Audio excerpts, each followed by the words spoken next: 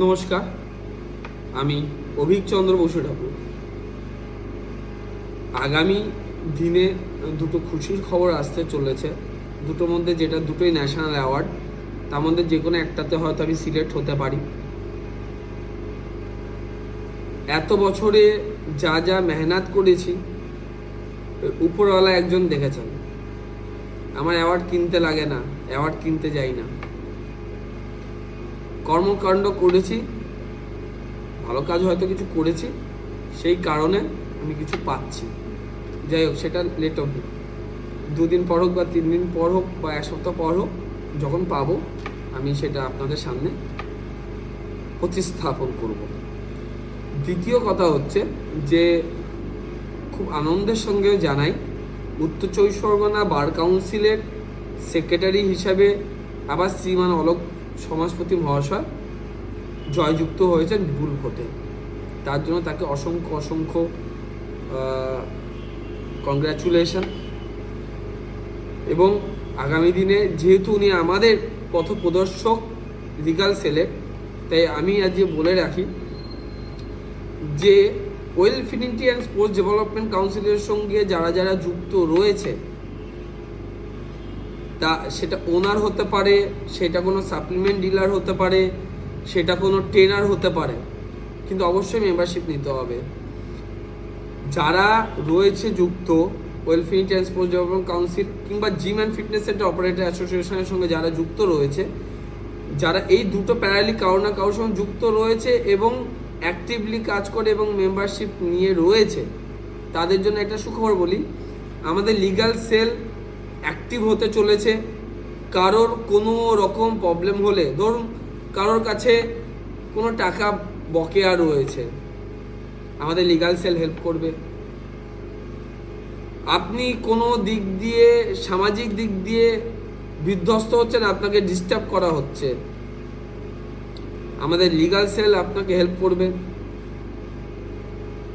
এবং লিগ্যাল সেলের সঙ্গে শ্রীমান অলোক সমাজপতির সঙ্গে সঙ্গে শ্রীমান অ্যাডভোকেট অলোক সমাজপতি, অ্যাডভোকেট সায়ন ব্যানার্জি, অ্যাডভোকেট সৌভিক বসু ঠাকুর এবং কনভেনার হিসাবে অ্যাডভোকেট রনি কর এবং অ্যাডভোকেট নীলাভ ব্যানার্জি আমাদের সঙ্গে ওতপ্রোতভাবে যুক্ত রয়েছে আপনাদের সঙ্গে সঙ্গ দেওয়ার জন্য। যখন যার যে পুরো রাজ্যের প্রবলেম, একার দ্বারা তো আর সবার সম্ভব হয় না, তাই আমাদের লিগাল সেলটা আরও আগামী দিনে হয়তো ভারী হতে চলেছে।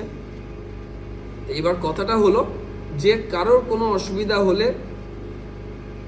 আপনারা আমাদের সঙ্গে যুক্ত হন, যোগাযোগ করুন। কোনো লিগালি প্রবলেমে আপনারা ফেসে থাকলে আমাদের লিগাল সেল ওটাকে উদ্ধার করবে। আর তৃতীয় নাম্বার কথা হলো যে সংগঠনটা মন দিয়ে করতে হবে। কোয়ালিটি ম্যানেজমেন্ট আইএসও সার্টিফিকেট আমরা পেয়ে গেছি। আমরা একটা প্যারামিটার তৈরি করতে চাইছি, কোয়ালিটি অফ মেম্বার তৈরি করতে চাইছি, কোয়ালিটি অফ প্রাইস তৈরি করতে চাইছি। প্রাইজের উপরে আমরা 500 মিটার থেকে সরে গিয়ে, আমরা কেন 500 মিটার থেকে সরেছি, কারণ এই সরার কারণটাই হলোই যে প্রাইজের উপরে ফোকাস দেব। প্রাইজের উপর যখন ফোকাস আসবে, তখন যারা মেম্বাররা ব্যায়াম করতে আসে তারা সঠিক কোয়ালিটি ট্রেনার তারা পাবে এবং সঠিক কোয়ালিটি এক্সারসাইজ তারা ফিটনেস সেন্টারগুলো থেকে পাবে।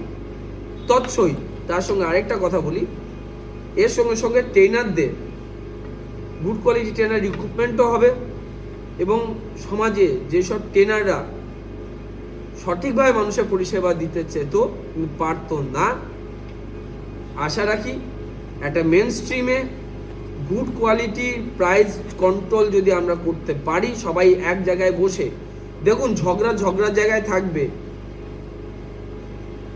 বাঘ বিতন্দার জায়গায় থাকবে, কিন্তু ইন্ডাস্ট্রিকে বাড়ানোর জন্য সবাইকে এক প্ল্যাটফর্মে আসতে হবে, এক প্ল্যাটফর্মে কাজ করতে হবে, এক প্ল্যাটফর্মে থেকে নিজেদের কোয়ালিটি ডেভেলপ করতে হবে। নিজেদের কোয়ালিটি ডেভেলপ হলে কাস্টমারের কোয়ালিটি বা কাস্টমারকে এক্সারসাইজের যে ধরনটা আছে, সেই কোয়ালিটি ট্রেনার আপনারা রিক্রুট করতে পারবেন।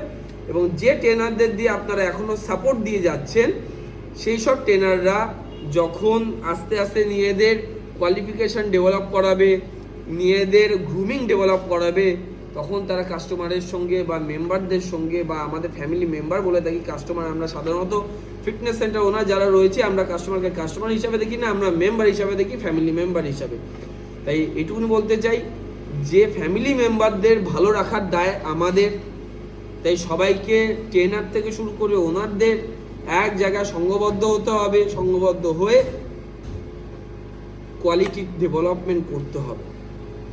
রাতের শেষে দিনের শেষে ঝগড়ার জায়গায় কিন্তু পাবলিককে সঠিকভাবে পরিষেবা দেওয়ার জন্য আমরা যেমনি আগেও বদ্ধপরিকর ছিলাম, এখনও বদ্ধপরিকর রয়েছি, আগামী দিনেও বদ্ধপরিকর থাকবো। শুধু আপনাদের সঙ্গ চাই। নমস্কার।